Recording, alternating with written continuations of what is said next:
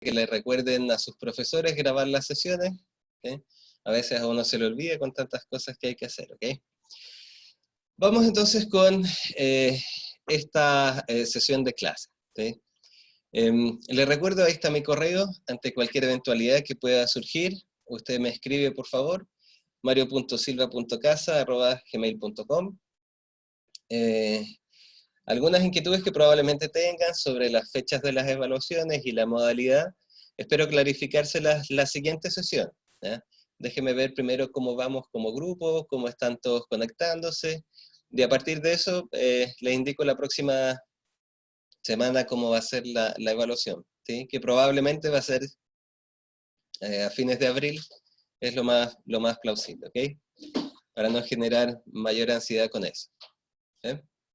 Si tenemos representante de curso, puede escribirme también, ¿sí? Y durante la semana, cuando tenga un poquito más de claridad sobre estas cosas, le respondo. ¿Bien? Veamos, ¿qué vamos a tratar de hacer hoy día? ¿Qué vamos a intentar en esta hora de cátedra que tenemos? Vamos a tratar de profundizar lo que vamos a empezar a nombrar como escuelas tradicionales de la ética. ¿Sí? Se recuerda, y si recuerdan conmigo, la semana pasada, lo que intentamos comenzar a hacer era clarificar justamente una discusión importante entre dos conceptos que tienden a ser pensados de manera común, como si fuesen sinónimos. ¿Sí? ¿Te acuerdas de los conceptos de ética y moral? Y comenzamos a distinguir qué es ética y qué es moral. Recordando rápidamente, ¿qué era la moral? Lo que recuerde.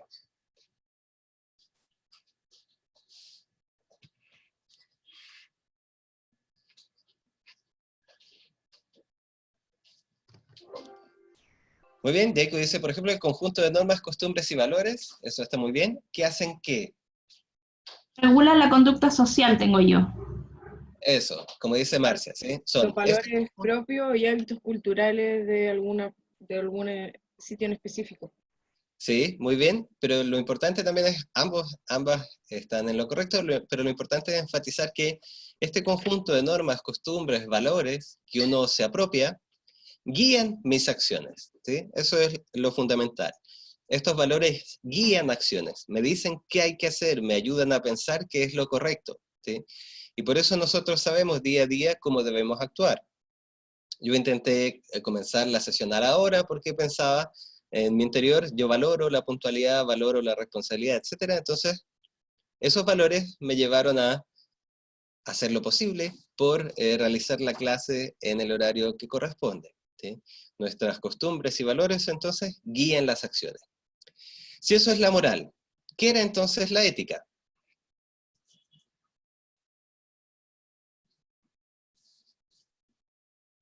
Era la reflexión que aparecía cuando habían conflictos morales. Muy bien, ¿sí? Como dice Soledad, es la reflexión, ¿sí? Que surge especialmente cuando hay un conflicto moral, es decir, cuando hay un conflicto entre dos o más actores que valoran aspectos diferentes de una situación, surge un conflicto que llamamos conflicto moral. Entonces la ética es esa reflexión que se realiza sobre el conflicto moral para tratar de encontrar una salida. Exactamente, ¿sí? Como dice Jacob, una salida que no es cualquier salida, sino que es una salida legítima. Tratar de establecer, a través de la reflexión, un criterio que nos permita a todos los que estamos involucrados decir, sí, ese criterio es lo mejor para resolver esta situación. ¿Sí? Muy bien, sí, si Soledad tenía ahí, ahora no hay problema, ¿ya? Pero que se comunique al correo solamente. ¿Ya? Y así vamos viendo y resolviendo esos temas de asistencia. La ética entonces lo importante es que es una reflexión y por eso es diferente de la moral. ¿Se fijan? En la moral no hay reflexión alguna. Yo no reflexiono, me guío solamente. ¿Sí? Me dejo guiar por mis valores. En cambio la ética es una reflexión. Lo segundo es que esa reflexión pretende encontrar criterios legítimos para todos. ¿Sí? Alguna norma, algún valor en los que todos estemos de acuerdo para resolver la situación. ¿Sí? ¿Se acuerda el caso de la joven que estaba allí tratando de ingresar a su examen y la mamá que la quería acompañar.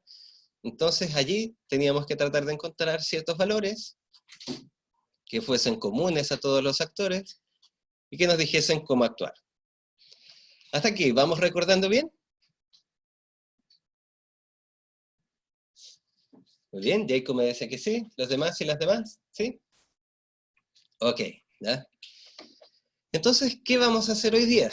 Hoy día vamos a tratar de comenzar a mostrar lo que la tradición filosófica ha ido planteando como posibles criterios éticos, ¿sí? Es decir, en la reflexión filosófica a lo largo de la historia se han planteado diferentes criterios que pueden servirnos para resolver estos conflictos morales, ¿sí?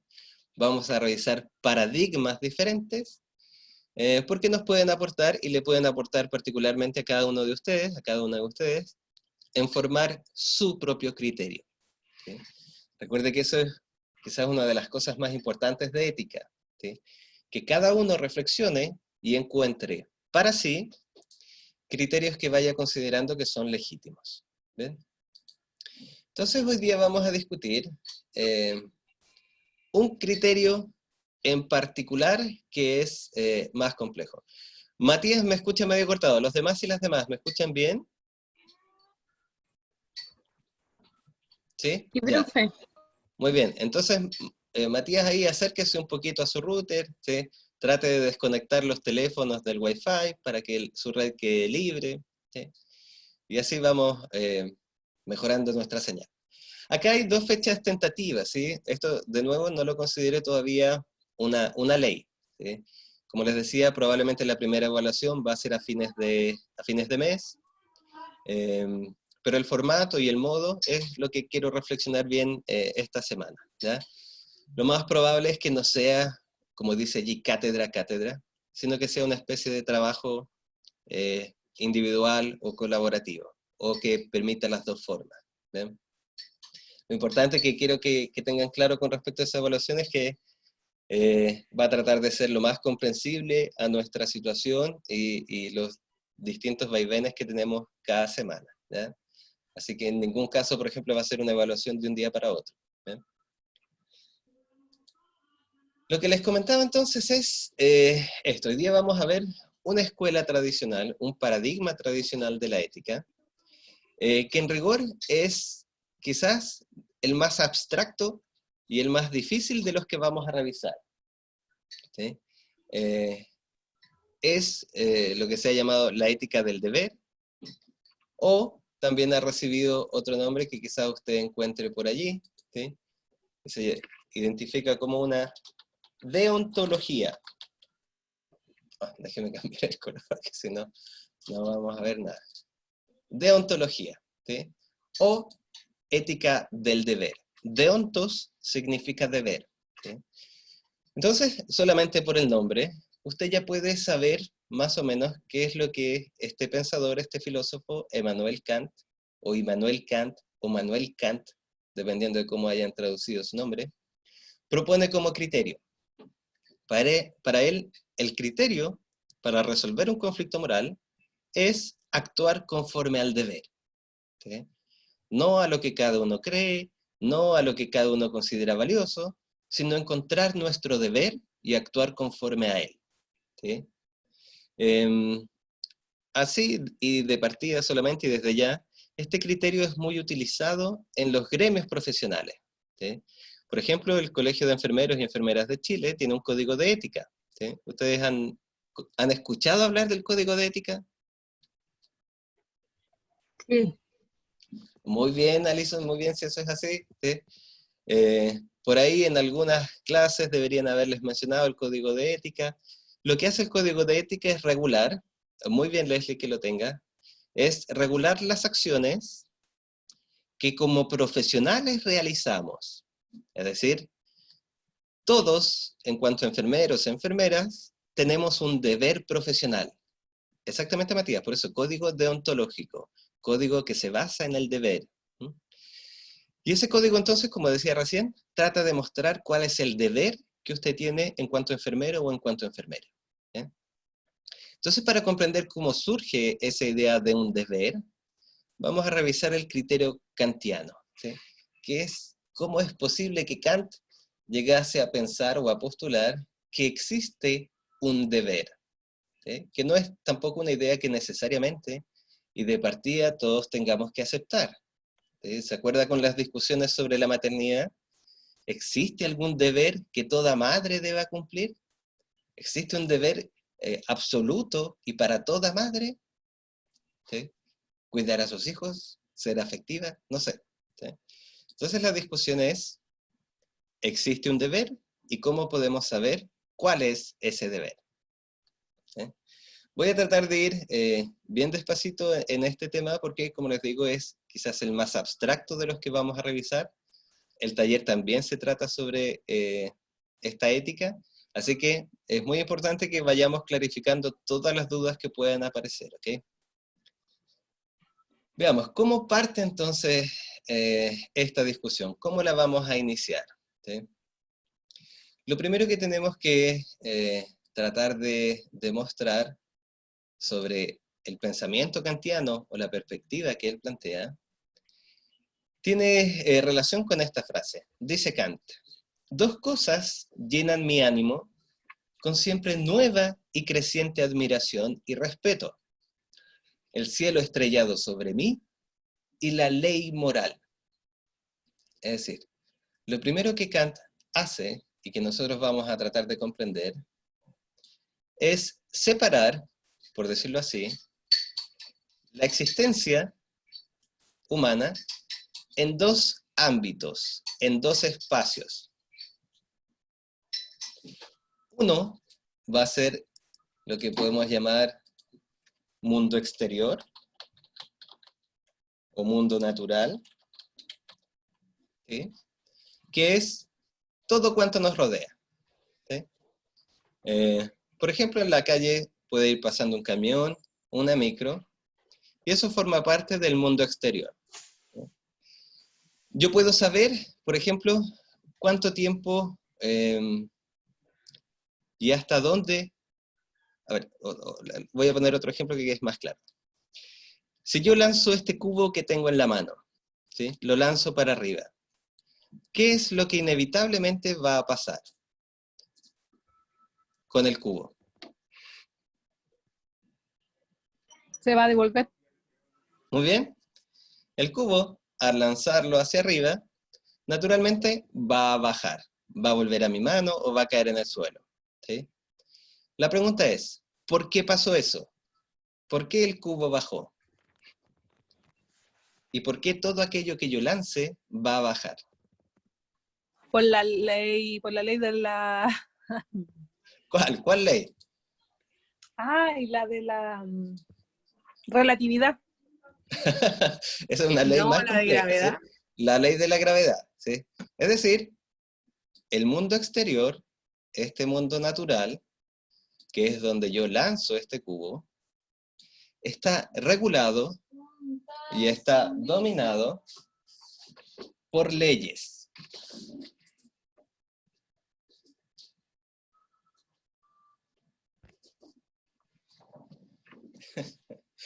Esas leyes entonces van a hacer que siempre que yo lance un cubo, ese cubo va a bajar. Si tiro una manzana, la manzana también va a bajar, ¿sí? Si yo voy caminando, ¿la ley de la gravedad me afecta? Sí, muy bien. Entonces lo primero que distingue Kant es que todo aquello que se produce en el exterior mío, incluso todo aquello que ocurre con mi propio cuerpo, está regulado por la ley de la gravedad, ¿sí? Por ejemplo, si mi cuerpo va subiendo una montaña, ¿sí? Ese cuerpo se va a ver afectado por las leyes físicas. Va a haber menos oxígeno. Si hay menos oxígeno, ¿qué pasa conmigo, con mi cuerpo, con mi conciencia?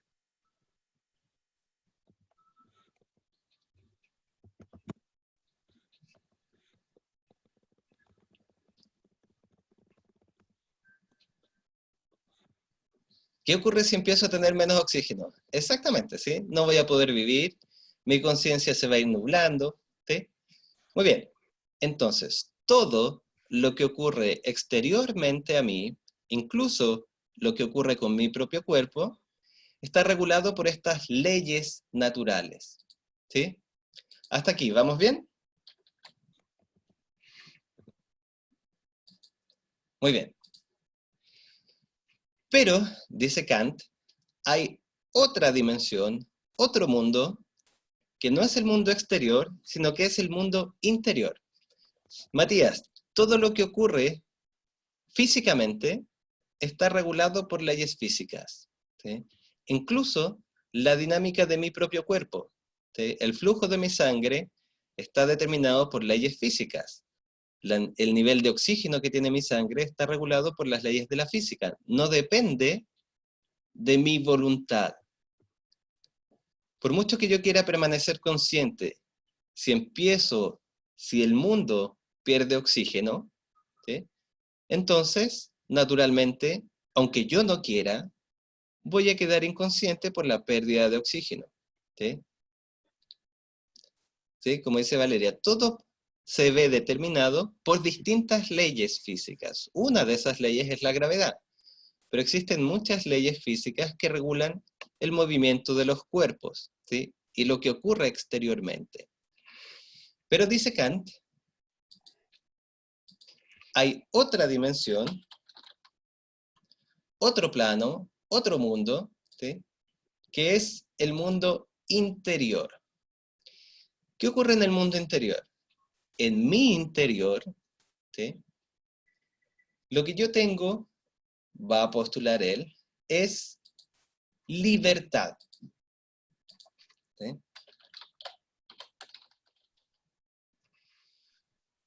Y esa es una sensación que todos tenemos, ¿sí? A pesar que nuestro cuerpo está regulado por las leyes físicas que rigen el mundo físico, usted se siente como una persona libre, ¿sí? Es libre para elegir. Por ejemplo, usted fue libre para elegir participar o no de esta clase. ¿Me sigue?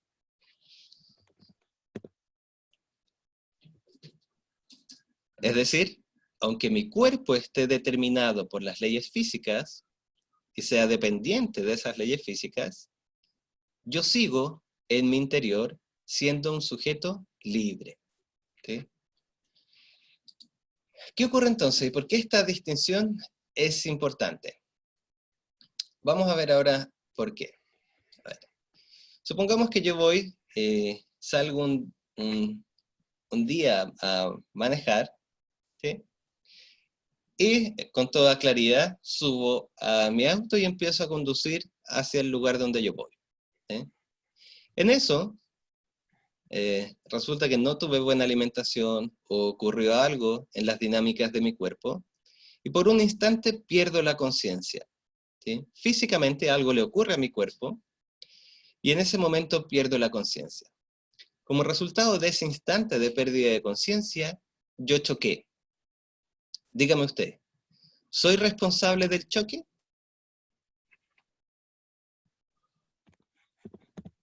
Sí. ¿Por qué? Catalina, Fernanda y Matías, todas me dicen que sí. ¿Por qué? ¿Cómo puedo ser responsable si mi cuerpo cayó en un estado de inconsciencia en un momento? Porque depende de uno, profesor, mantener en buen estado el cuerpo, ya sea de alimentación, que es lo básico para que el cuerpo funcione bien.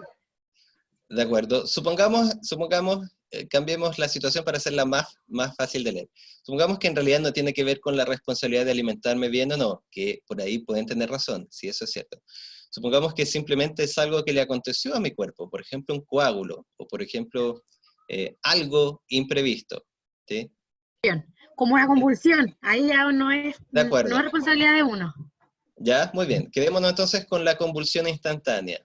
Allí entonces parece que todos están de acuerdo en que no sería responsabilidad mía. ¿Sí? Entonces, ¿por qué la distinción que hicimos recién es importante? Porque no todos los pensadores y no todas las personas hacen lo que acabamos de hacer nosotros. Para algunas personas, uno es responsable por el resultado de los actos. Yo me subí al auto y comencé a conducir. Si yo choqué, el resultado de mi acción es el choque y por lo tanto a mí se me debe responsabilizar por el choque. ¿Sí? Pero ustedes me acaban de decir entonces que yo no soy responsable de ese choque porque el choque no estuvo bajo mi control, no dependía de mí. Mi cuerpo tuvo la convulsión y por lo tanto yo no fui responsable. ¿Sí? Entonces, alguien podría preguntarle, ¿y cómo voy a saber entonces si las personas actúan bien o mal? ¿En qué me voy a fijar si no me fijo en el resultado de las acciones? ¿En qué debería fijarme entonces para atribuir responsabilidad a ese tipo de situaciones? En todos los factores como que, porque eso es mucho, en rigor nadie puede poner atención a todos y cada uno de los factores. ¿Sí? ¿En qué podría centrarme para saber si yo soy responsable o no? De acuerdo, si hay enfermedades, por ejemplo, y factores que afectan el cuerpo, ustedes dirían que yo no soy responsable, ¿sí?, del choque. En la conducta y en la salud del individuo, pero eso también puede ser externo. ¿Sí?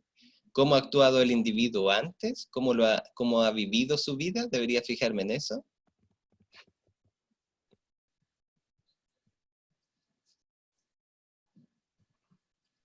¿Sí?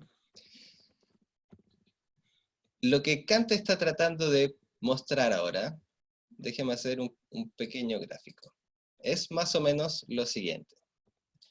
El individuo, como él lo empieza a pensar, en su mundo interior posee ciertas características que él considera que son comunes para todos. Todo ser humano, ahora vamos a ver eso, todo ser humano posee primero una voluntad.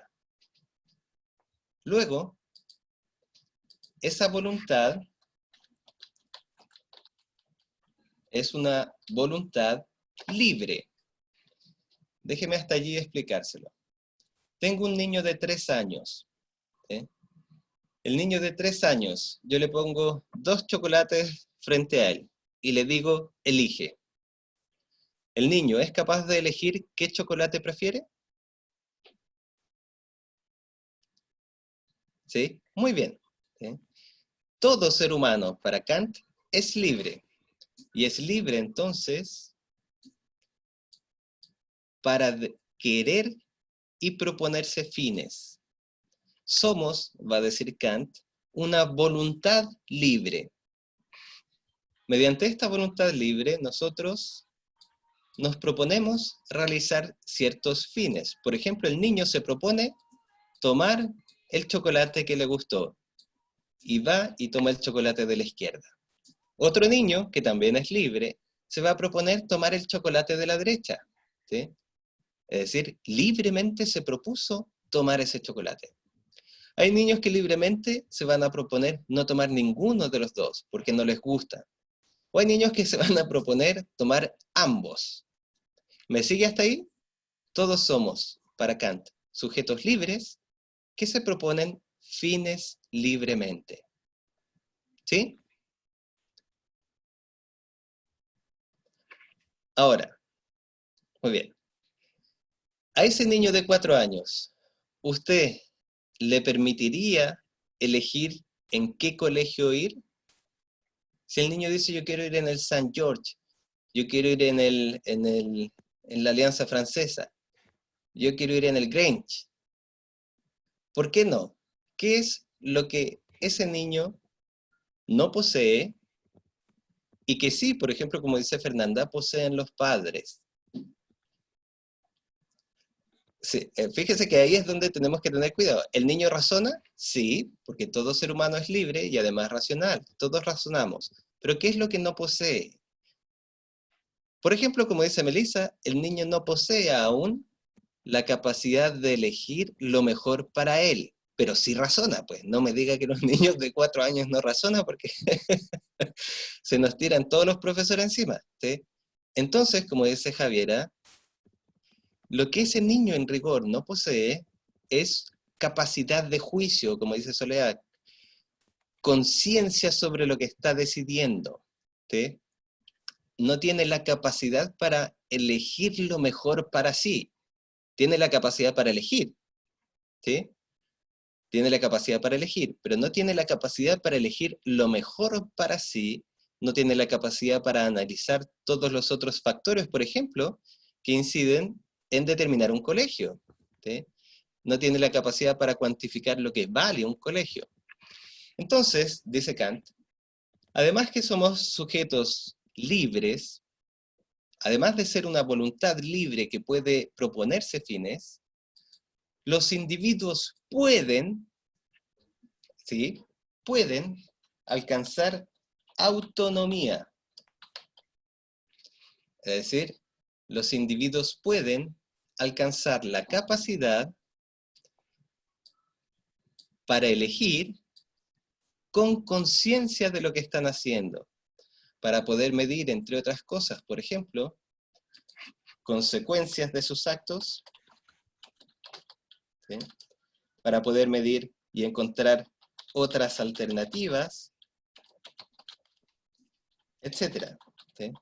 Y eso, en teoría, lo vamos ganando con los años. ¿Estás de acuerdo conmigo? ¿Sí?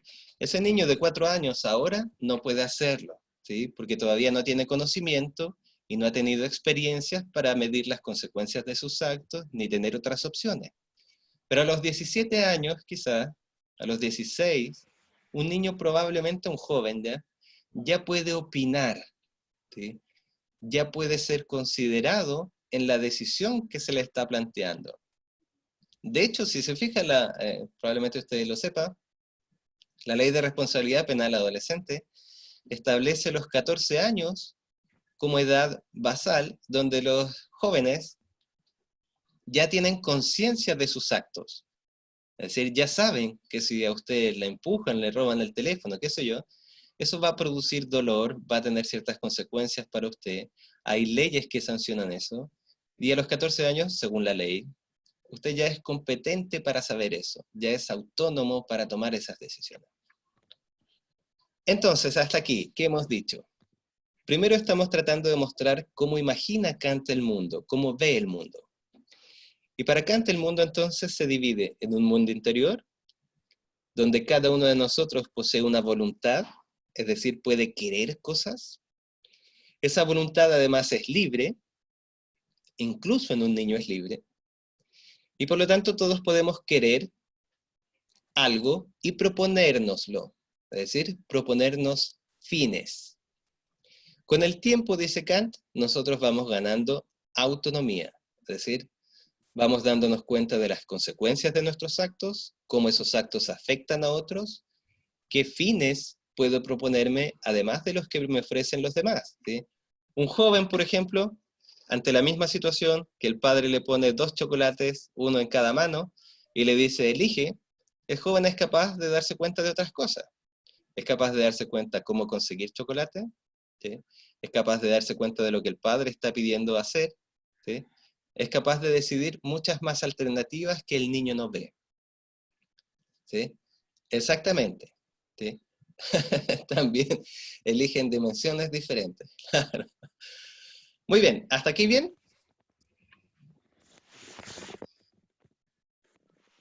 Sí, muy bien. Ahora, juntemos esto con lo que vimos recién.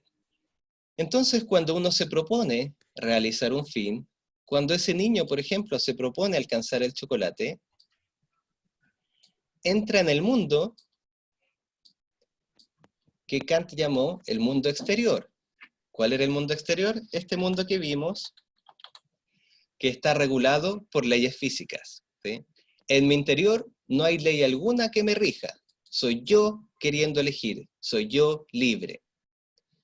Una vez que me propuse alcanzar el chocolate, empiezo a mover mi cuerpo, ¿sí? Empiezo a actuar en el mundo exterior. Pero, ¿qué ocurría? En el mundo exterior, ¿quién dominaba? mi libertad. ¿Quién regula el mundo exterior? ¿Qué domina el mundo? Eso. Las leyes físicas. Y puede ocurrir entonces que ese niño que decidió libremente alcanzar un chocolate, al extender su mano, se caiga y no alcance ningún chocolate. ¿Sí? Puede ocurrir que yo queriendo ir a una dirección, manejando, ¿sí? En algún momento, ¿sí?, este mundo exterior obstaculice el fin que yo me propongo. Puede, por ejemplo, hoy día yo me propuse llegar a la hora, ¿sí?, comenzar mi clase. Tenía todos los materiales preparados.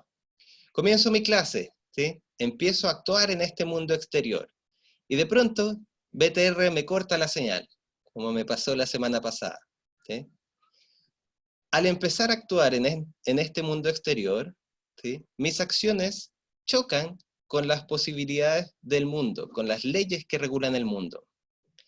Entonces, si yo quise hacer mi clase a la hora, me propuse esos fines, pero al comenzar a actuar, BTR me corta el router.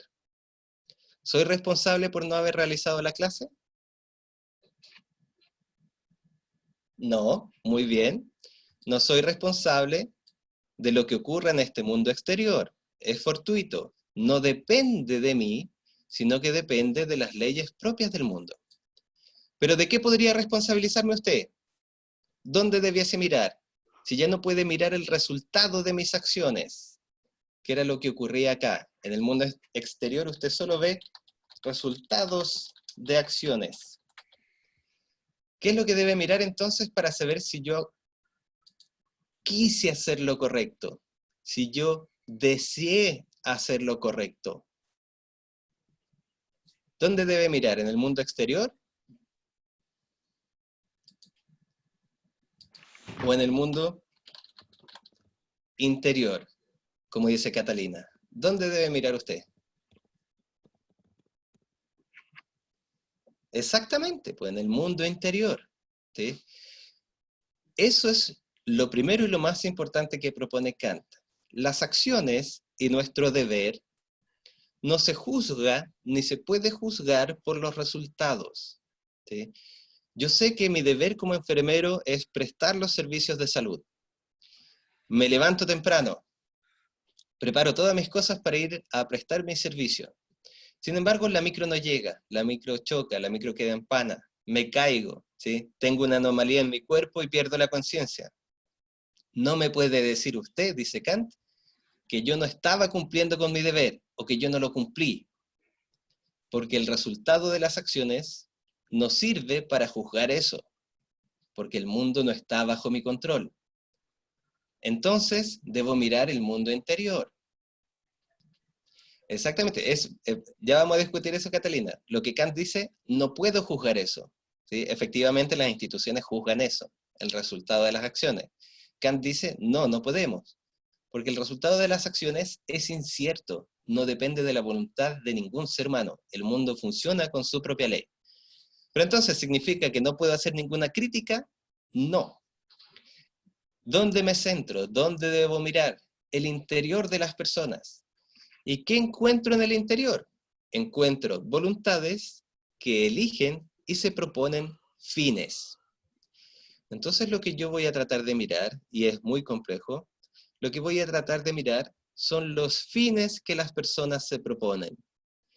¿Qué es lo que las personas se propusieron al actuar? Y el modo en que se propusieron actuar. Entonces Valeria me dice, podría hacer su deber, pero se contagió de COVID, por ende no puede haber una crítica por el exterior. Es decir, claro, si yo estoy cumpliendo con mi deber, según Kant, ¿sí?, sea cual sea el resultado de mis acciones, no se me puede juzgar por ese resultado. Se me debe juzgar por la intención de cumplir con mi deber. ¿Sí? Déjenme clarificar un poquito antes de entrar en otras discusiones para que no perdamos el hilo. ¿Sí? Y ya vamos, y la discusión entonces es, ¿en qué consiste mi deber? Déjeme ponérselo así. graficárselo. No miramos más el exterior, ¿no es cierto? Entonces vamos a mirar el interior, lo que las personas se proponen hacer. ¿Bien? Tengo un sujeto. Un sujeto se propone a sí mismo, elige matar a otros. ¿Es libre para elegir eso? Primera pregunta. ¿Un sujeto puede proponerse libremente matar a otros? Valeria me dice que sí. ¿Los demás y las demás? Muy bien, muy bien. Cualquier persona puede proponerse matar a otros. Muy bien. Todos somos sujetos libres, puede proponerse eso. ¿Sí? Sin embargo, ¿por qué ese sujeto se propuso matar a otros? ¿Debiésemos considerar que nuestro deber es respetarlo?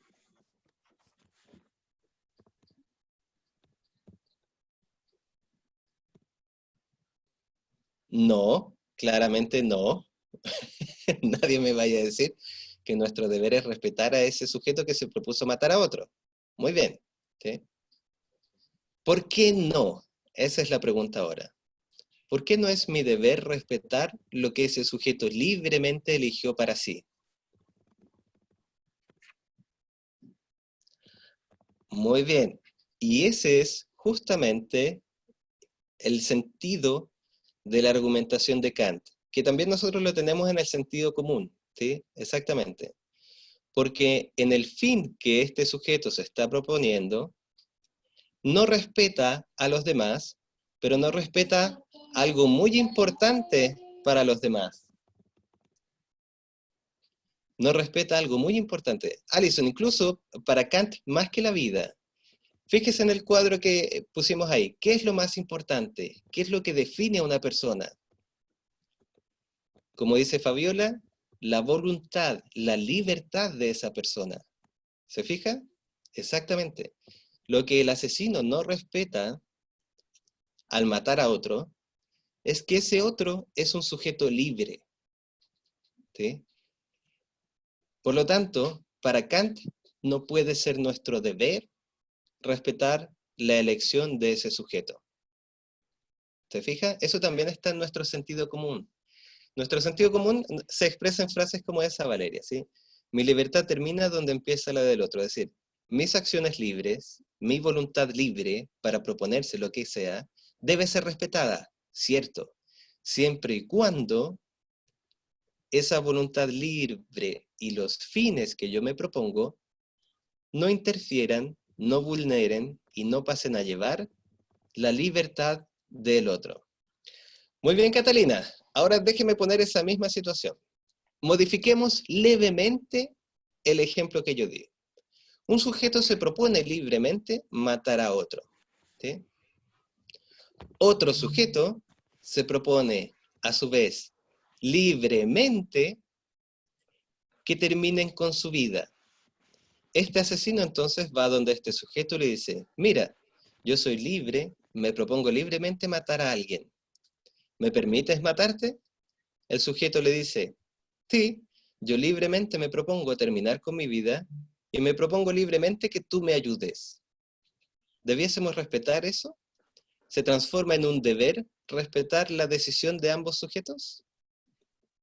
Muy bien, Valeria me dice que sí. ¿Los demás y las demás?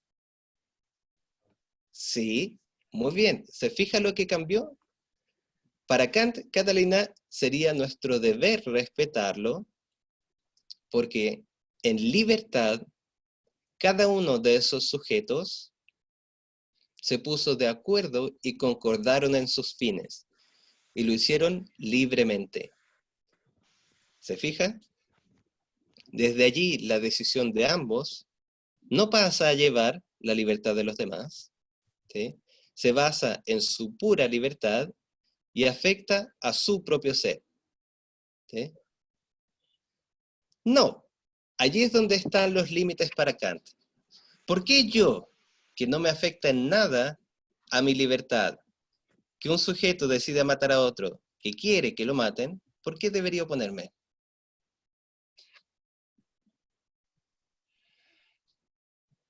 No sé si me expliqué, estoy tratando de buscar la justificación a la posición natural que también toma Catalina, ¿sí? ¿Por qué alguien podría oponerse a eso? ¿Por qué podría oponerme a la decisión libre de dos personas que afecta solamente la libertad de esas dos personas? No debería. ¿Sí? ¿Su derecho como persona libre es oponerse a las acciones libres de otros? Eso suena como contradictorio, ¿se fija? Si esas decisiones de los otros afectasen mi libertad, muy bien. Kant diría, eh, opóngase. ¿Sí? Pero, fíjese, en rigor lo que Kant está diciendo es que nosotros en rigor no tenemos nada que decir sobre eso. Hay que considerar que nuestro deber es respetarlo. No tengo por qué preguntarme si debo aceptarlo o no. ¿Sí? Puede pensar diferente, muy bien, pero su pensamiento diferente no puede oponerse a la decisión libre y autónoma de estas personas. ¿Sí? Puede haber todas las críticas que quiera, puede pensar de manera diferente, pero lo que no puede hacer es oponerse. No puede obstruir la decisión libre de ambos. ¿Sí? Mi deber es respetarlo, va a decir Kant.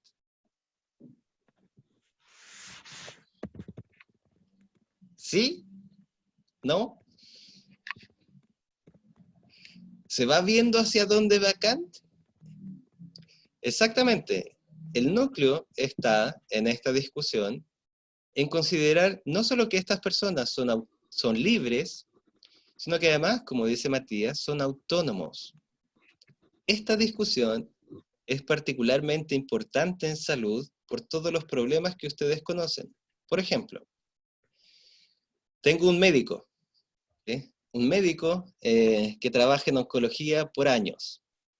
Este médico que trabaja en oncología por años ha visto un montón de casos terminales de cáncer. ¿Sí? Y hoy día tiene frente a sí a don José. Don José tiene cáncer terminal, progresivo, incurable, intratable. ¿Sí? Cada vez va a ir empeorando su condición de vida.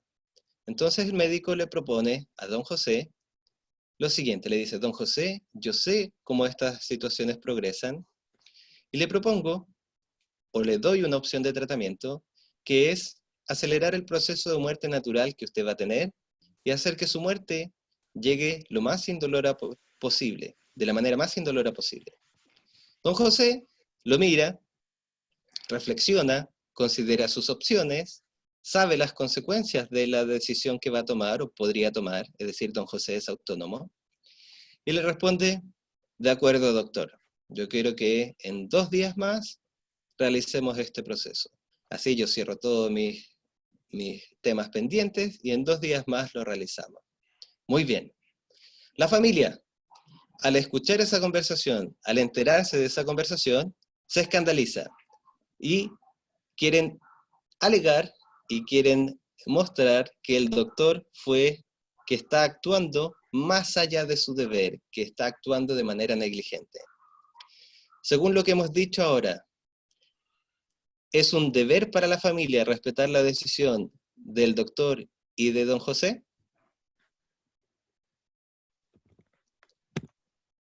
Muy bien, según Kant, nuestro deber es respetarlo.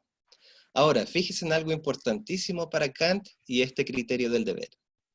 La decisión de don José y del médico, ¿va a ser infeliz a la familia? ¿Va a provocar sufrimiento en la familia? ¿Va a provocar dolor y pena? Sí. Y Kant dice algo que él considera que es muy cierto. Cumplir con nuestro deber no nos hace personas más felices, pero no por eso hay que dejar de cumplir con el deber. ¿Lo ve? Eso es algo que va a diferenciar enormemente a la ética kantiana de las otras. Mi deber no tiene que ver con la felicidad, ¿sí? No tiene que ver con el sentirse mejor. El deber es un deber y el deber obliga, ¿sí? Sin miramientos con respecto a la pena que pueda yo sentir o a la infelicidad que pueda sentir al cumplir con mi deber, ¿sí? Efectivamente, Valeria, alivia el dolor del paciente, ¿cierto? Pero sin importar eso, las demás personas tienen que cumplir con su deber, que es respetar la decisión libre de estos sujetos. ¿Me sigue?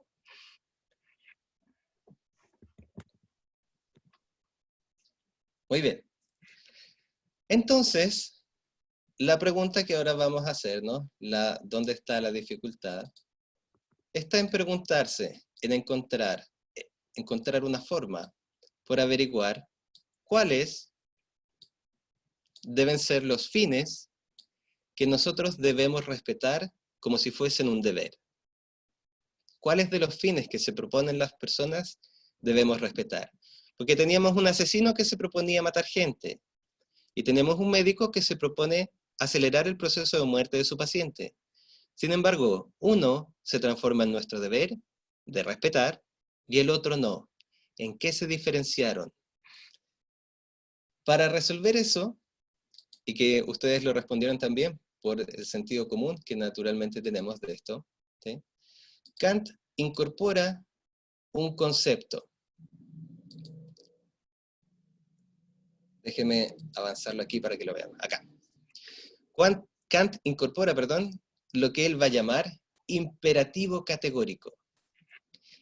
¿Qué hace el imperativo categórico?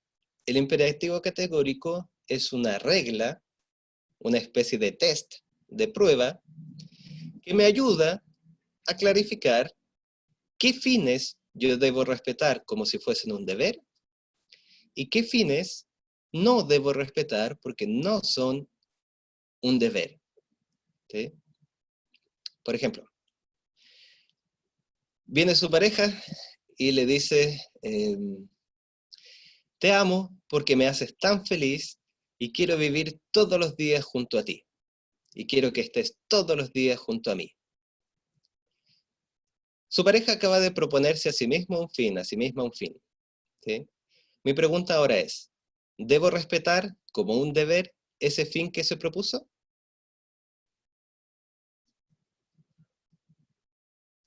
¿Por qué no? ¿Y por qué sí? Y aquí viene la discusión, fíjese. Su pareja se propuso un fin. Muy bien, ¿sí? Todos estamos de acuerdo con eso. Se propuso un fin para él como persona, ¿sí? Como dice Catalina, se propuso un fin que es que usted permanezca junto a él o junto a ella porque lo hace feliz, ¿sí? Ahora, muy bien, como dice Leslie, cuando mi pareja me está pensando de esa manera, ¿me está pensando como un individuo libre o como un objeto que le ayuda a ser más feliz? Muy bien. Entonces, si me piensa como un objeto que lo ayuda a ser feliz, va a decir Kant, entonces, ese fin que se propuso su pareja no pasa en la prueba del imperativo categórico. ¿Por qué? Porque todo aquello que sea nuestro deber debe considerar lo siguiente. Todo deber siempre va a tratar a las demás personas como sujetos libres. Si el fin que yo me propongo trata al otro como un mero objeto, o en palabras de Kant, como un medio para algo, por ejemplo, mi pareja me trataba como un medio para ser feliz. Si yo trato al otro como un medio para algo, entonces no cumple la regla del imperativo categórico y no es un deber para mí respetar el fin del otro. Pero si en el fin que se está proponiendo el sujeto me trata libremente, entonces es un deber para los demás respetarlo. Vuelvo a eso, Matías. Déjeme ponerlo en el ejemplo. Volvamos a la misma situación, ¿sí? Mi pareja entonces me dice lo mismo, pero con una diferencia. Me dice, te amo, quiero que estés junto a mí todos los días que me quedan, porque me haces muy feliz. Y agrega, ¿y tú quieres permanecer junto a mí? Cuando se propone ese fin, ¿sí? ¿Me está tratando como un objeto o como un sujeto libre?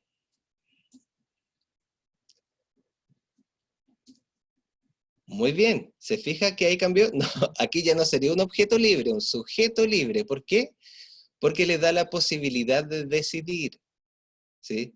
Le reconoce su libertad. Muy bien, le reconoce su libertad.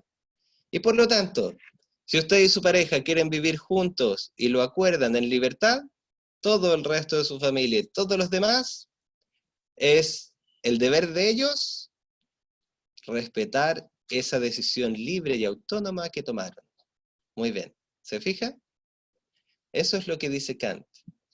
La regla entonces del imperativo categórico me sirve para saber qué fines debemos respetar todos como un deber y cuáles no. ¿Sí? Y la regla es esa que sale ahí: obra siempre de tal manera que consideres a la persona, tanto tuya como a los demás, como un fin y no como un medio. ¿Sí? Es decir, siempre hay que tratar a los demás como sujetos libres y no como meros objetos para alcanzar mis fines.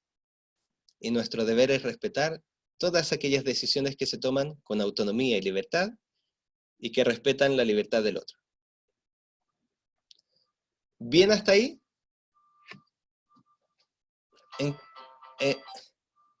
¿En qué sentido, Catalina, eso está condicionado? ¿A qué se refería con eso?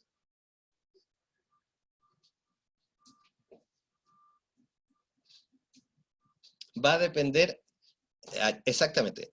Para Kant, recuerde, volvamos a lo que dijimos al comienzo, ¿sí? Lo importante para juzgar qué es nuestro deber no es mirar el resultado de nuestras acciones, sino que hay que mirar los fines que nos proponemos. ¿Y cómo podemos juzgar entonces los fines que se propone alguien?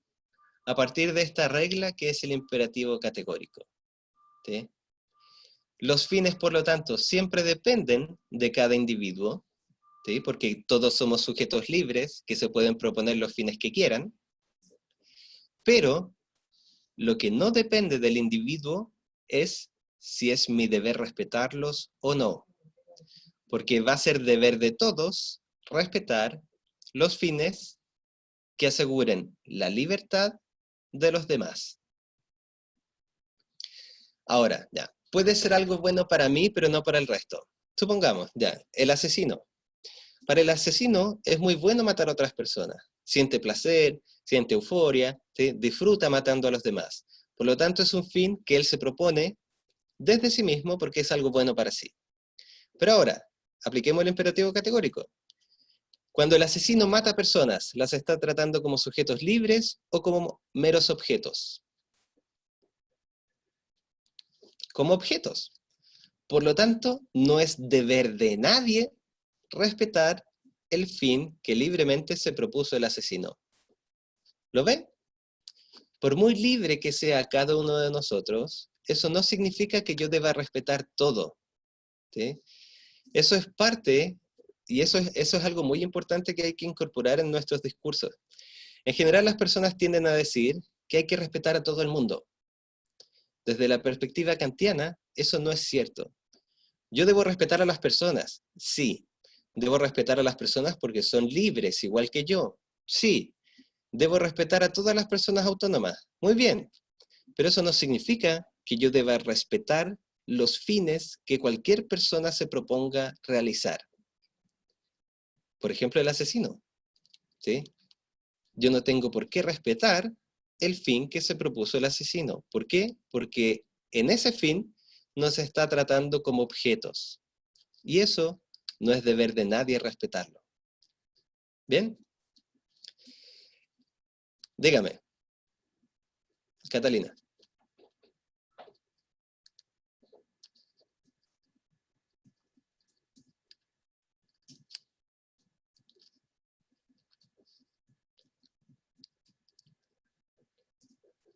Ahora, muy bien. Sí. Pero fíjese, ahí traspasamos otro lado, otra parte, si nos desplazamos a otra cosa. A ver, llevemos este mismo caso del asesino, entonces, al servicio de salud. ¿Sí? El asesino que, por ejemplo, mató a un niño, ¿sí? Que le produjo daño a un niño, ¿sí? Que terminó con su vida, llega ante mí en el servicio de salud. ¿Sí? Entonces yo me debo preguntar ahora, ¿es mi deber atenderlo? ¿Sí? ¿Es mi deber entregar atención digna y de calidad a esta persona que acaba de matar a otra? Entonces yo me debo preguntar, ¿qué pasa si no? ¿Qué pasa si yo no le entrego la atención que esta persona merece? Porque me da rabia, porque me molesta lo que hizo, porque siento que es una mala persona, ¿sí? Es un ser humano vil si es que es ser humano. Entonces, al hacer eso, ¿lo estoy tratando como un fin o como un medio? Apliquemos los criterios kantianos. ¿Lo trato como un fin o como un medio? ¿Se transforma ese sujeto para mí en un objeto o en un sujeto libre?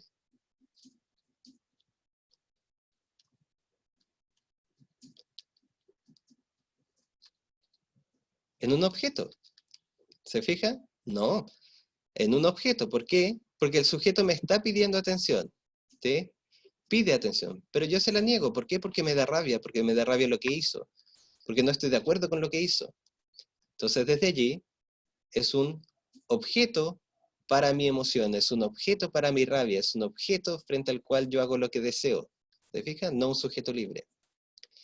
Desde ahí entonces, muy bien Leslie, no estoy actuando conforme a mi deber, no estoy actuando conforme a lo correcto. Exactamente, Catalina, es muy difícil, pero recuerde lo que dijo Kant. Cumplir con el deber no es algo que necesariamente me vaya a hacer más feliz. ¿Sí? Y por eso es que ese tipo de situaciones está en el código de ética de enfermería. Y el código de ética de enfermería dice, es deber de todo enfermero y enfermera, ¿no? Hacia allá vamos, es deber de todo enfermero y enfermera entregar servicios de atención de calidad y dignos a todos los pacientes. Puede que vaya contra sus valores morales, bien Catalina, ¿sí? Pero recuerde, cuando hay un conflicto moral, es decir, cuando atender a este paciente va contra lo que yo creo, hay que actuar conforme a la ética. Y el criterio ético que está proponiendo Kant es el deber. ¿Sí? Cumplir con mi deber. ¿Sí? En bioética, el siguiente semestre, ustedes van a ver que hay distintas formas y caminos para resolver un poco esto. ¿Sí? Pero es deber entregar atención de salud digna y de calidad al paciente. ¿Sí? Es un deber. ¿Sí? En bioética ahí usted va a ver que hay casos donde uno, y circunstancias donde previamente puede justificar un proceso de no atención, ¿sí? Pero eso es previo. Y por eso, como dice Leslie, es un deber del profesional entregar la atención y es un derecho del paciente el exigir esa atención. ¿Se va a sentir mal con usted? Muy bien, todo lo que quiera, pero de nuevo, para Kant, cumplir con el deber no nos hace más felices. Y eso además uno lo vive a diario, ¿sí? Para muchos de nosotros, por ejemplo, en circunstancias normales, no como las que vivimos hoy día, ir a trabajar a veces genera infelicidad. ¿Sí? Usted preferiría quedarse con sus hijos, quedarse con los suyos, quedarse con las personas que quiere, pero debe salir a trabajar. ¿Por qué? Porque eso le permite hacer miles de otras cosas. ¿Sí? Entonces, allí usted puede sentir cómo actuar conforme al deber no necesariamente nos hace más felices. ¿Sí? El deber de uno, en rigor, uno podría decir, quizás, como dice Matías, es, a ver, no impugnar las decisiones libres que toman los demás y que no pasan a llevar la libertad de otros. ¿Sí? Por eso somos sujetos libres. Yo puedo no estar de acuerdo, puede que mis valores no digan que eso no es lo adecuado o lo correcto, pero éticamente mi deber es respetarlo. ¿Sí?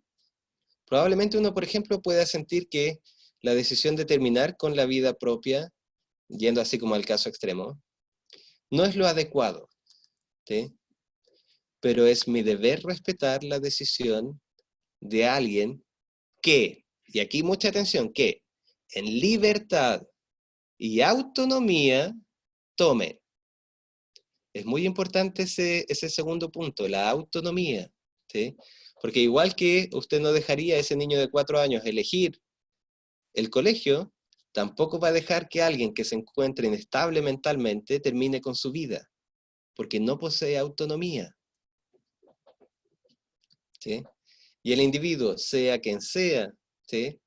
en las condiciones o las acciones que haya realizado, debe recibir el proceso de atención de salud digno y de calidad, porque es un derecho de toda persona libre y autónoma, y es un deber de todo profesional de la salud el entregarlo. ¿Por qué es nuestro deber? Y aquí responde Kant.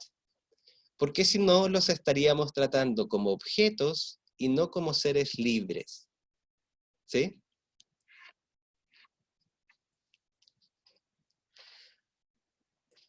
Uno siente como que se está pasando a llevar al ayudar a otra persona que cometió algún error. Sí, efectivamente, eso es así, pero recuerden lo que dice Kant. Podemos no estar de acuerdo con el criterio kantiano, pero lo que dice Kant es que el deber no tiene que ver con la felicidad o la satisfacción. De hecho, fíjese, a ver, supongamos que yo voy por la calle, me encuentro un saco de billetes gigantesco, ¿sí? Y digo, voy a entregar este saco de billetes porque así todos me van a alabar como una buena persona y van a decir que yo soy una buena persona y me voy a sentir bien por eso. Si yo entrego el saco de billetes, siendo esa mi intención, ¿usted diría que actué correctamente?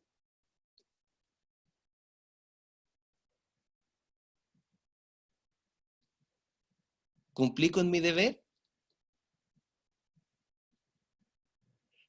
No, pues, porque para Kant, ¿qué es lo que yo estoy haciendo allí?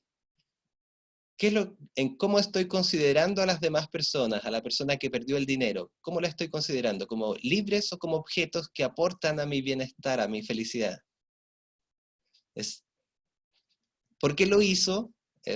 Lo hice para que me alabaran. ¿Se fija? Los transformo en objeto a todo el mundo, porque quiero que me alaben. Entonces yo realizo una acción donde voy a sentir bienestar y placer y me van a alabar, pero Kant va a decir eso no es el deber, eso no es un deber que haya que respetar, eso no es lo que debemos alabar como lo correcto.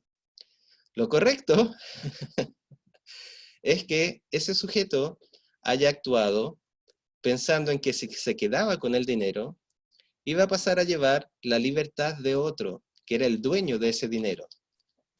¿Sí?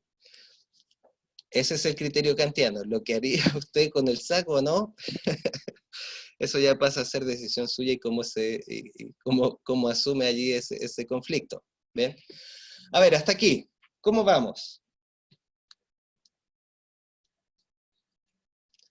Muy bien. Se comprende entonces el criterio kantiano. Se comprende qué es lo principal. ¿Sí? Respetar al otro, siempre que ese fin sea un deber. ¿Y cómo sabemos si es nuestro deber respetar eso? Porque los va a tratar como sujetos libres y no como meros objetos. ¿Sí? Respetar es un deber y está condicionado ¿a qué? ¿A qué, Catalina? Eso quiero clarificarle bien. A ver, ¿qué es lo que condicionaría el deber? Porque para Kant, en términos bien precisos, cumplir con el deber es algo incondicionado, es una exigencia para todos. No hay excusa para no cumplir con el deber. Por eso, el deber siempre va a implicar respetar al otro. ¿Sí? Pero no hay ninguna condición para no cumplir con el deber. El deber siempre se debe cumplir. ¿Sí? No sé si se toma como objeto, si es para un fin propio. Pero ahí no hay que confundirse. A ver, lo que nosotros nos preguntamos es, frente a una decisión que toman dos personas, y esa decisión que toman esas dos personas en libertad y autonomía, ¿se transforma en un deber respetar esa decisión? Kant va a decir que sí, porque siempre se hizo en libertad y autonomía. ¿Sí? Y allí no hay ningún pero que yo deba dar. ¿Sí? Ahora, ¿es un deber para mí respetar la decisión que otra persona toma conmigo mismo? Sí, siempre que yo esté de acuerdo con esa decisión y elija libremente, y no cuando el otro me esté tratando y considerando simplemente como un objeto. ¿Sí? Muy bien. Exactamente. ¿Sí? Nadie puede imponer su voluntad a otra persona libre. Nadie puede transformar al otro en un objeto de su voluntad. Pero si es un fin propio, donde se toma a la persona como un objeto, entonces no se respeta. Sí, claro, claro. ¿Sí? Uno mismo incluso, y por allí también hay otra distinción, de acuerdo, sí, solo que a lo que voy, Catalina, es que es compleja esa palabra condicionado, ¿sí? Quizá uno podría decir determinado, o que requiere de, ¿sí? ¿Bien? Entonces, a ver, ¿qué vamos a hacer ahora? ¿Qué vamos a hacer? Vamos a pasar, vamos a dar 5 minutitos de descanso. Voy a colocar la diapositiva del taller 2 y vamos a emprender el taller, ¿ok? Los talleres, recuerden, los tienen que ir juntando para ir conformando el portafolio. ¿Sí? El portafolio es la suma de los talleres que vamos realizando. Los portafolios van a tener una calificación, ¿sí? La próxima semana les voy a decir bien allí cómo, ¿sí? Pero los deben ir juntando ustedes, ¿sí? El taller de hoy día me lo envían una vez que lo finalicen, ¿sí? Pero las recorrecciones las voy a hacer en el portafolio. El portafolio, una vez que ustedes me lo manden, yo se los voy a devolver con ciertos comentarios, y ustedes me lo pueden volver a mandar con esos comentarios corregidos, ¿ya? Y ahí se califica. Dígame, Melissa.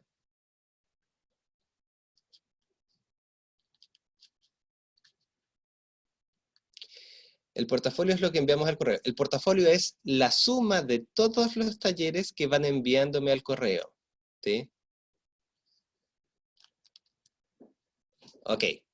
Hagamos los 5 minutitos entonces de descanso para despejarnos un poquito y volvemos con el taller.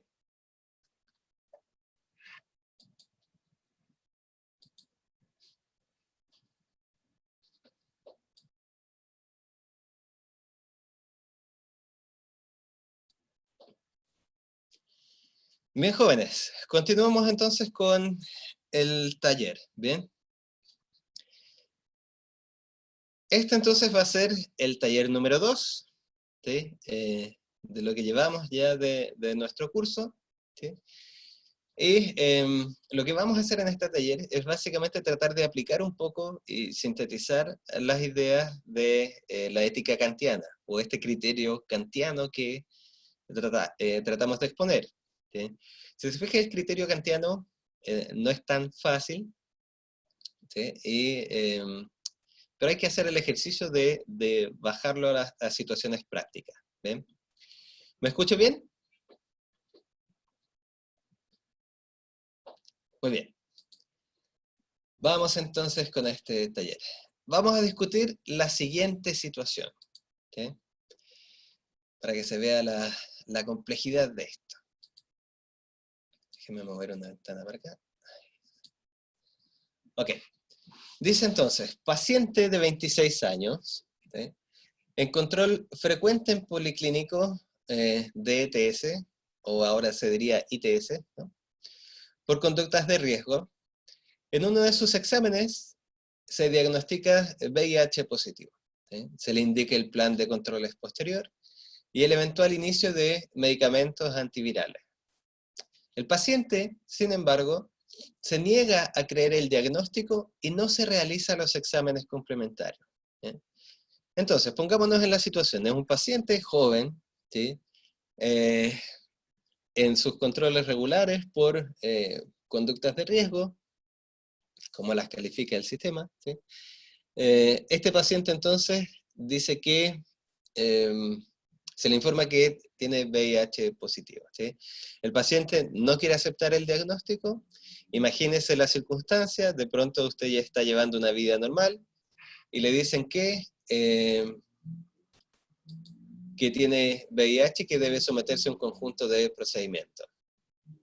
Entonces, naturalmente, la primera actitud de este sujeto es negarse, ¿sí? A veces las familias no respetan al enfermo. ¿En qué sentido, Catalina?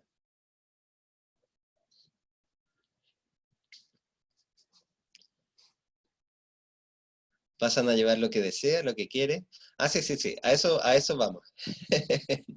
No se me adelante. Entonces, este paciente comienza a faltar a los controles y termina por abandonar el seguimiento, ¿sí? Es decir, desecha todo lo que se estaba haciendo a un año después de efectuado el diagnóstico. El diagnóstico no es que estuviese equivocado, el diagnóstico era certero, ¿sí?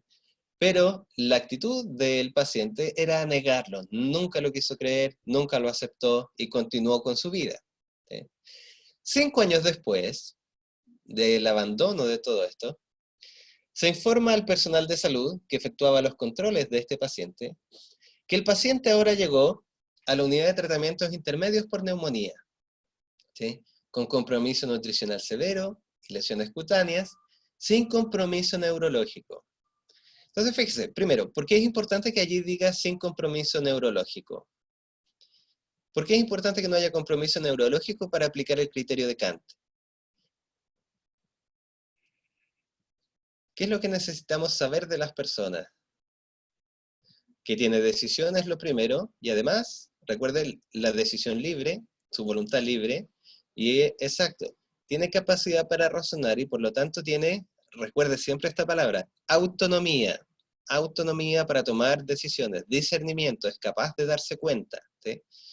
Libertad y autonomía siempre deben ir juntos para Kant, ¿sí? Si el paciente llega inconsciente, no hay autonomía posible, así que yo no tengo por qué preguntarle al paciente qué es lo mejor para sí, ¿sí? Muy bien.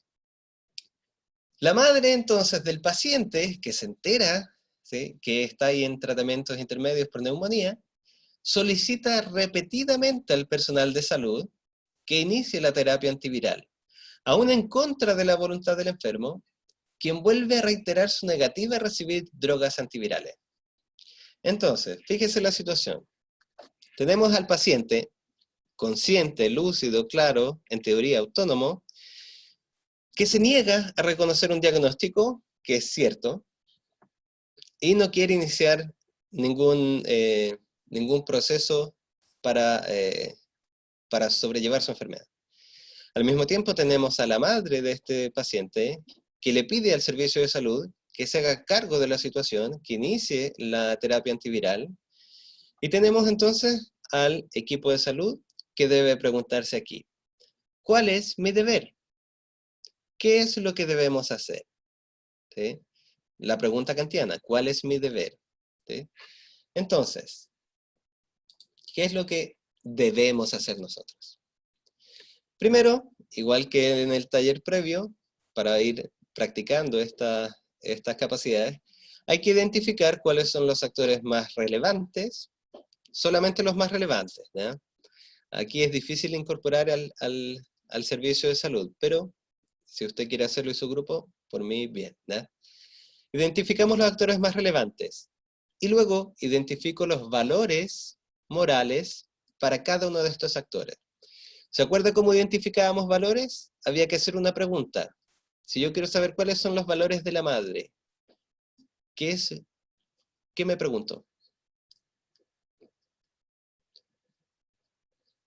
Esos efectivamente son, ¿sí? Amor a su hijo, bienestar, etc. Pero ¿cómo los saco? ¿Qué pregunta debo hacerme? Eso. ¿Qué valora o, como dijimos nosotros, qué es importante para la madre en esta situación? Cuando yo hago esa pregunta, ¿qué es importante o qué es lo más importante o qué es lo que es importante para la madre en esta situación? Todo lo que yo responda es lo que ella valora, ¿sí? Exactamente, que su hijo se mejore, que esté sano, que las personas estén sanas, que ella sea feliz, etc. Lo mismo me pregunto para los otros actores, ¿qué es importante para el hijo? ¿Qué es importante para el equipo de salud? Y lo que usted responda a esas preguntas entonces son los valores que cada uno de esos actores tiene. Ahora la 2, que esto es lo nuevo. Aplique el criterio kantiano para decidir cómo actuar, es decir, para decidir por el equipo de salud, cómo actuar en este conflicto moral. En su respuesta al punto 2, le pido que haga 2 cosas. Primero, que me explique qué es lo que dice Kant, ¿sí? Que me explique un poco cómo Kant resuelve estas situaciones. Es decir, ahí le estoy pidiendo que me sintetice un poco lo más importante de esta clase con su grupo, para ver si lograron retener lo central, ¿sí? Y luego, que aplique ese criterio. Bien. Dudas, consultas.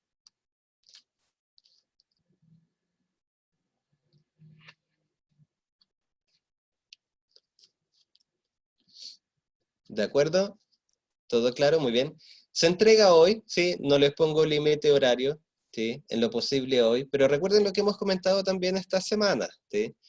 El límite formal es hoy día, pero si hay situaciones particulares que le impiden hacerlo, ¿sí? Muy bien, lo comprendo, basta que me escriba un correo después, cuando pueda, y me comenta, ¿ya? Lo importante es que hay que tratar de hacerlo una vez que uno tiene la clase fresca para asentar los conceptos, ¿bien? ¿Sí? El taller también está en la plataforma, así que lo pueden descargar, ¿ok? Y Catalina, sí, puede hacerme las preguntas que desee, ¿sí?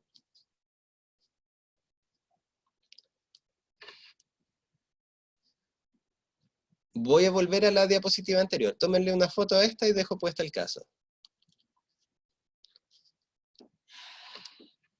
Y recuerden que está en Moodle, ¿ya? Pero yo sé que quizás puede estar saturado Moodle o qué sé yo.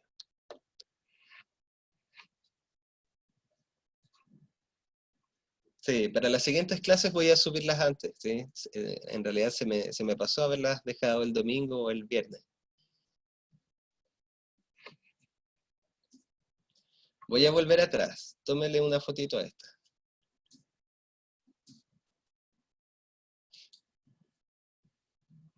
Muy bien. Ahí voy a dejar el caso entonces, ¿ya? Catalina, pregúntame lo que quiera, ¿sí? No se preocupe.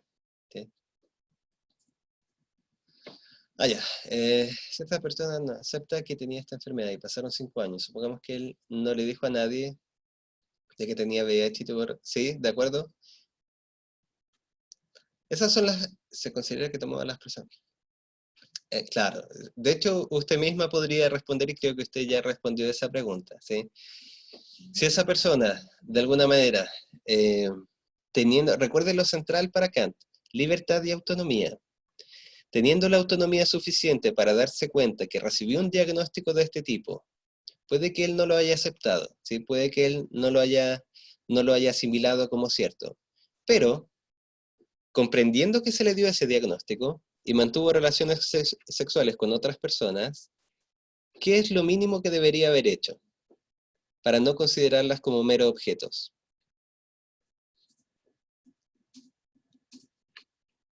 Decirles, pues, obviamente, ¿sí? Pero siempre, aunque esa misma persona, si no aceptó el diagnóstico, no va a aceptar cuidarse o protegerse, porque desde su convicción no lo tiene. Pero su autonomía, al menos debería permitirle comentarle eso al otro, ¿sí? Yo recibí un diagnóstico que no creo, para que la otra persona pueda decidir qué hacer, ¿sí?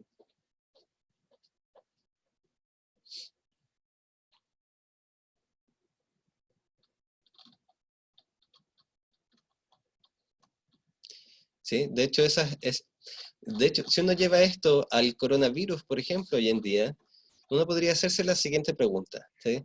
Supongamos que un niño pequeño tiene coronavirus, ¿sí? Y de alguna manera el hospital quiere mantenerlo hospitalizado, ¿sí? En aislamiento. Entonces su familia, ¿sí? La familia de este niño, que no está enfermo, ¿sí? Puede solicitar lo siguiente. Puede solicitar, por ejemplo, que se le permita permanecer junto a su hijo, aunque eso signifique, de alguna manera, contagiarse. Uno podría preguntarse, ¿esa familia puede decidir eso? ¿Sí? ¿Es algo de lo que puede... A ver, ¿es nuestro deber respetar una decisión de ese tipo? Cuando las personas deciden exponerse a un riesgo con conciencia y con autonomía de lo que están haciendo. En teoría, y allí cada uno puede tener una posición, ¿ya? Pero yo creo que quizás desde el criterio kantiano, como dice Melissa, nuestro deber debiese ser respetar eso. Primero porque es su decisión libre, y segundo porque esa decisión libre se ha tomado con autonomía, es decir, saben que están decidiendo, exactamente, saben las consecuencias, ¿sí? Y asumen en esas consecuencias, tampoco exponer a nadie más.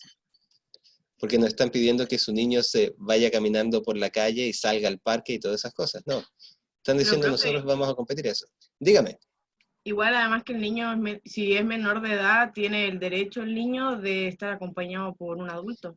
Claro, exactamente, sí. Pero allí todos tienen que decidir eso con autonomía y libertad. ¿Sí? No podemos incluso llegar y meter a sus padres porque son sus padres y el niño tiene derecho. Los padres tienen que decidirlo con autonomía y libertad. ¿Sí?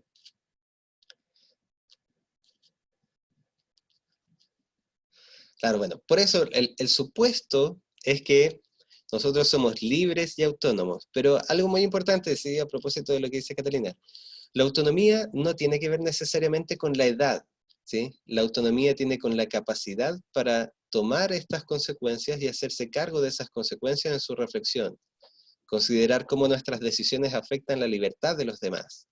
Eso es realmente ser autónomo, más que la edad, ¿sí?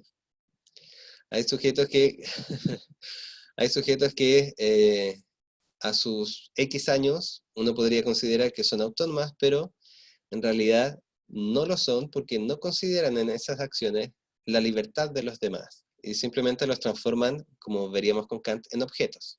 ¿Sí?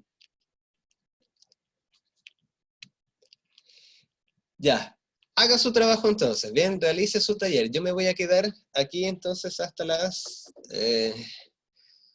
4:20 más o menos, ¿sí? Respondiendo sus dudas o inquietudes. Y luego ahí yo me desconecto y paso a subir la grabación a la plataforma y todo lo demás. ¿Ok? ¿Bien? Profe, Dígame. soy Leslie. ¿Sí? Lo que pasa es que, no sé, la otra vez le mandé el trabajo con Catalina, somos las dos nomás. ¿Existe algún inconveniente? No, y eso es bueno para todos. A ver, en general en estas circunstancias, lo ideal es que los grupos sean en el número que mencionamos, ¿ya? Pero se entiende que hay situaciones prácticas que no siempre me hacen posible tener grupos más grandes. Así que mientras estemos en estas condiciones, no hay problema, ¿ya? Ah, ya, súper. Gracias, ¿Listo? profe. ¿Ya?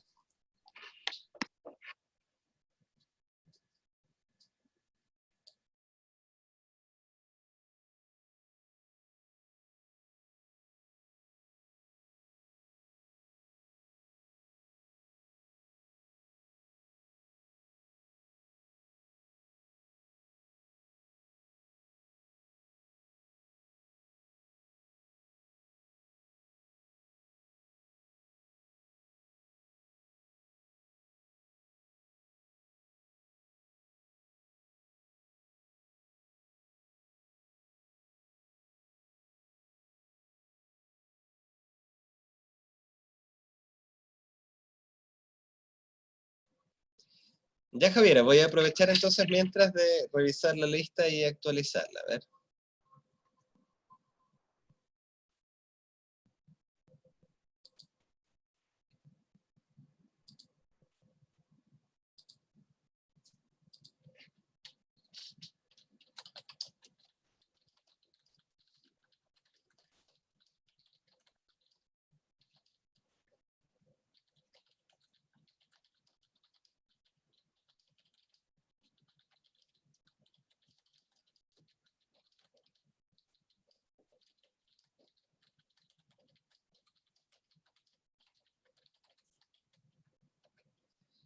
Vamos a mirar la lista ahora. Veamos si...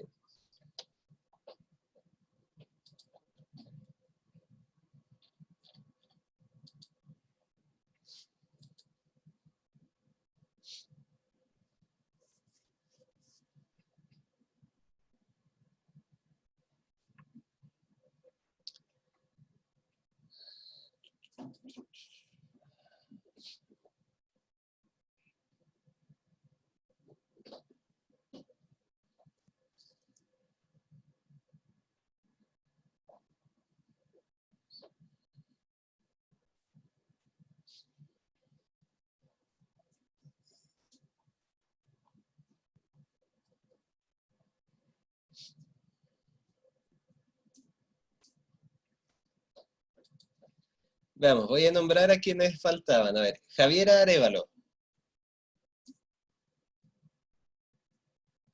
Javiera, ¿ya? Valentina Chacón. Presente, profe. Ya, Valentina. Montserrat Guzmán.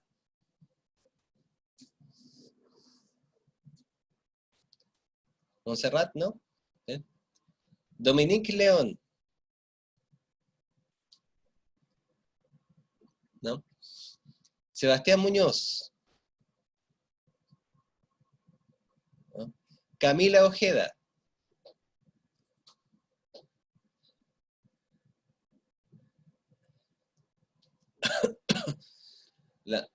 Montserrat.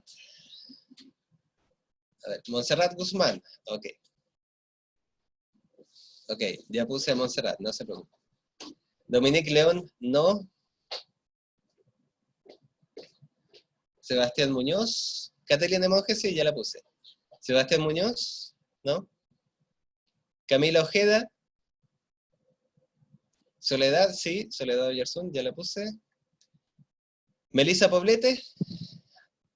Ok. Claudia Riveros. Claudia Riveros, ¿no? Maritza Romero. Maritza Romero, no, tampoco. Sofía Sepúlveda. ¿Tampoco? Profe, Ah, profe, Sofía, dígame. profe, ¿me escuchas? Soy Maritza Romero, le escribía el chat.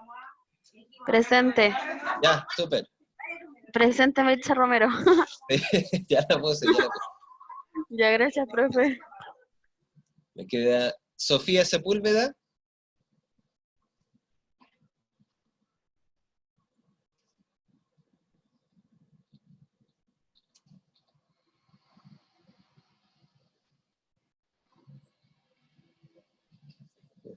Sí. Lisette ya la había puesto presente.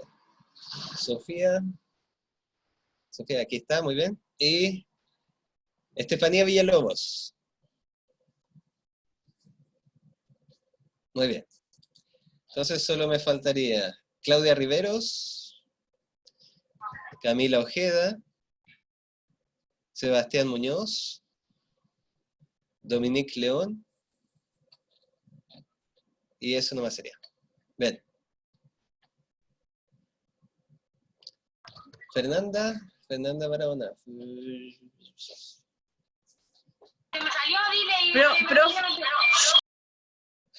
Fernanda Barahona, no aparece en esta lista.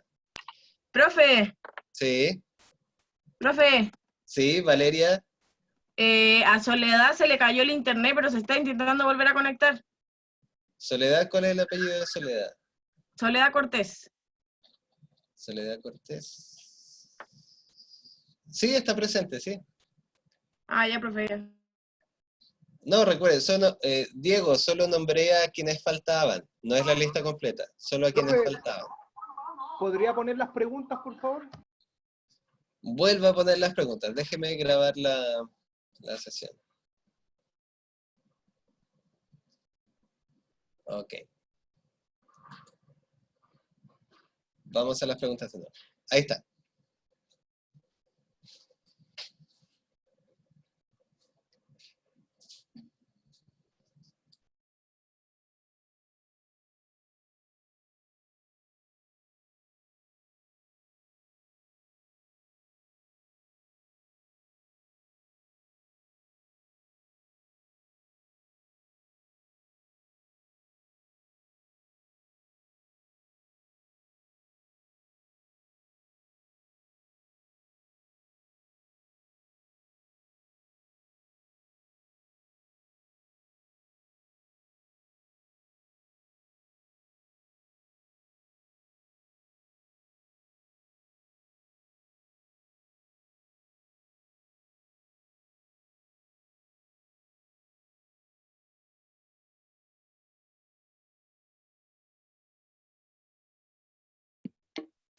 Profe,